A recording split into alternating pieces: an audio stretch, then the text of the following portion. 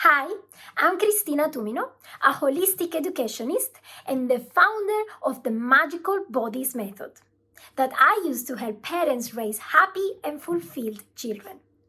In today's episode, I will talk about what it means to connect with our children, why it is so important, and how we can do this to aid healthy growth. Connection is an essential aspect when raising and working with children. It is through connecting that we can build relationships. And the deeper the connection, the stronger the relationship. Connecting, from Latin connexionem, means to bind, to tie or join together.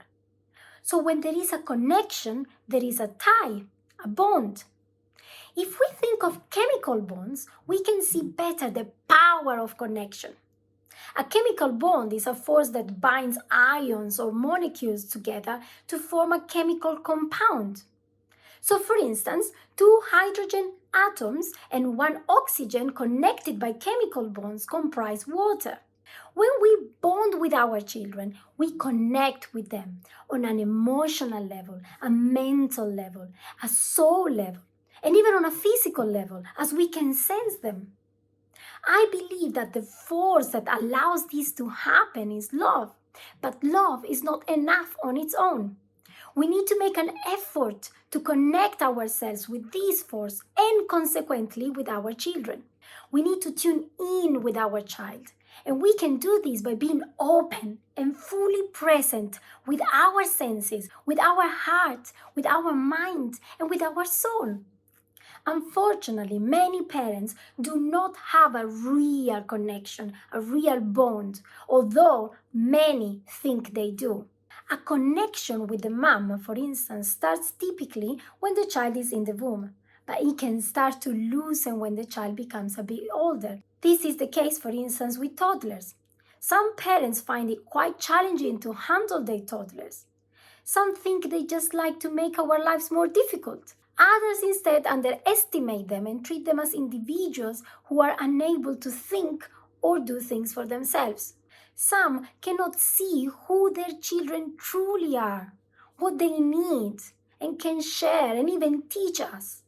And this can carry on and worsen when they become teenagers. I'm not saying that this is an easy job, but with the right knowledge, you can understand better your child and give the right support. Children need to connect and bond not only with mom or dad, but with both parents because they both bring two different kinds of energy and learning. According to the Tao and Chinese philosophy, the Yin and Yang are these two opposite, interdependent, and interconnected forces that complement each other and become a whole in balance and harmony. Yin is normally related to the feminine energy, and that means emotions, intuition, love, birth, creativity, stillness, softness, patience, but as well chaos. On the other hand, the Yang energy or masculine energy is about assertiveness, action, innovation, rules, focus, rationality, order, but also aggression and destruction. Everything in nature follows this principle: night and day, positive and negative, male and female.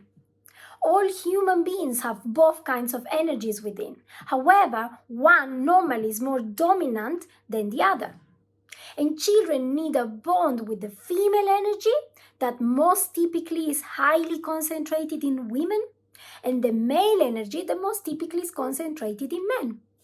And this is because children need to observe and learn about emotions, patience, love, but as well as rules, rationality, focus, and order. I understand circumstances can be quite different from family to family, but when possible, both parents need to bond and fully connect with their children in their own way so they can build a good foundation for their future relationships with friends and partners. They can feel safe and have positive self-esteem. Respect and self-respect is, for instance, something that children should develop from an early age.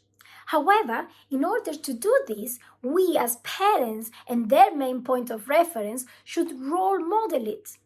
Unfortunately, this is not always the case. Even when we have the best intentions at heart, we can be unaware of not respecting our children's views, personalities, pace, understanding, emotions, and sometimes even dignity. We should learn to tune into their need to be listened to and valued, their need for discipline, rules, and honest feedback, their need to make mistakes and achieve things on their own, to own responsibilities and have some freedom of choice. Studies show that many children's disruptive behaviors result from a relationship with no connection with their parents.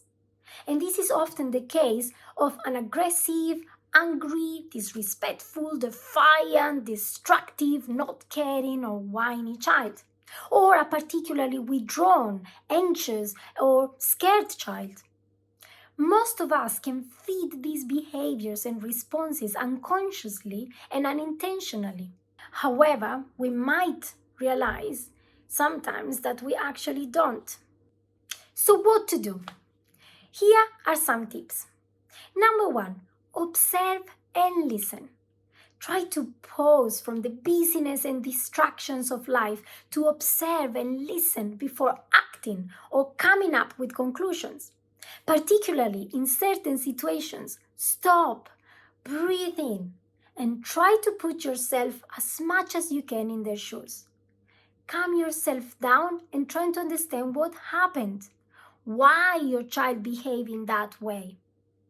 Sometimes just asking them a question can help to solve an issue. Or sometimes they only need to be acknowledged for what they are going through. This leads to point number 2. And here I would highly recommend avoiding dismissive expressions such as "you are fine."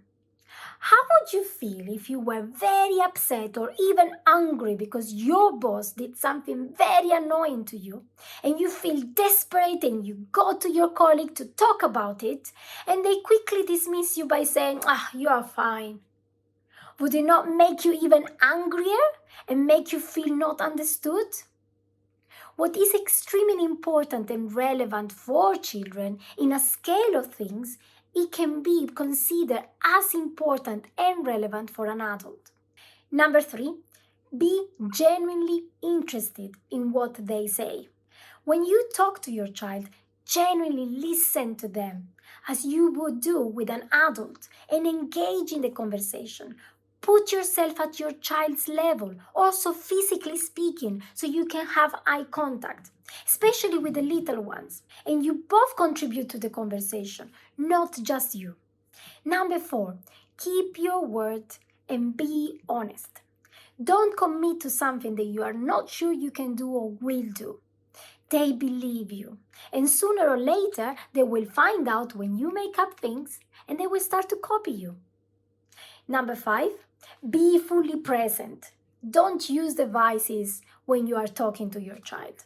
Number 6, use positive language, telling them what you want them to do, and keep the don'ts for necessary and important matters. So, for instance, instead of saying, "Don't jump on the bed," you could say, "I know you're having fun, but the bed is for sleeping.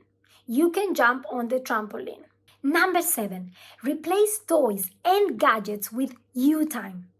Children are desperate for our healthy attention, our love, and our time. When a child is looking for attention, it most probably means that they need it. And when you have more than one child, dedicate special one-to-one time to each of them separately. Number 8, dedicate mom time and dad time with your child. And this should be quality time. This means doing activities together and includes things that they enjoy doing.